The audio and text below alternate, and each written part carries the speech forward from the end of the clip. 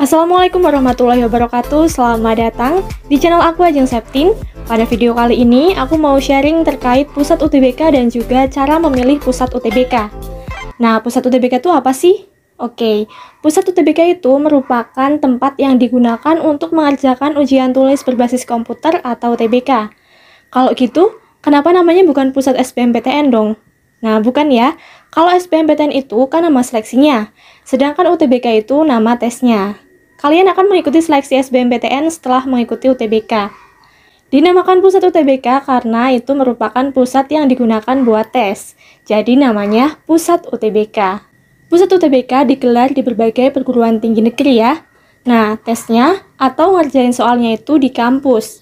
Tapi nanti akan dibagi sesi dan juga pastinya ruangannya juga akan dibagi. Jadi nggak dalam satu ruangan gitu, tapi banyak ruangan. Nah, pusat UTBK itu bisa dipilih ya, bukan ditentukan dari LTMPT. Milihnya gimana dong? Nah, milih pusat UTBK itu usahakan yang paling dekat dengan domisili atau rumah kalian. Apalagi di masa seperti ini kan ya, virus COVID-19 kan seolah itu kayak masih mengintai di mana-mana gitu ya. Nah, maka dari itu kita harus mawas diri, cari pusat UTBK yang paling dekat dengan rumah kita masing-masing. Perlu teman-teman ketahui bahwa pusat UTBK itu nggak ngaruh kok ke hasil akhirnya.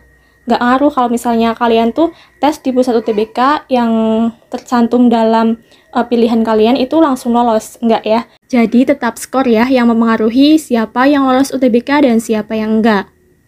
Oke, di sini aku mau spill cara melihat pusat UTBK dan juga cara memilih pusat UTBK. Yang pertama yaitu kalian bisa melihat pusat UTBK di website LTMPT. Nah, ini aku nyantumin linknya ya. Oh ya, aku juga nyantumin di bagian deskripsi supaya bisa diklik. Kalau udah berhasil masuk, langsung aja scroll ke bawah ya. Nah, di situ ada daftar PTN yang buat UTBK atau sering disebut pusat UTBK. Yang selanjutnya yaitu cara memilih pusat UTBK. Yang pertama, kalian masuk dulu ke portal LTMPT, terus masukkan email dan juga password yang udah didaftarin ya. Kalau udah, klik masuk. Setelah itu, klik menu UTBK SBMPTN. Menu SBMPTN baru akan muncul kalau misalnya waktu pendaftarannya itu udah dibuka ya. Oke, habis diklik, kalian akan masuk ke halaman yang menunjukkan identitas diri kalian.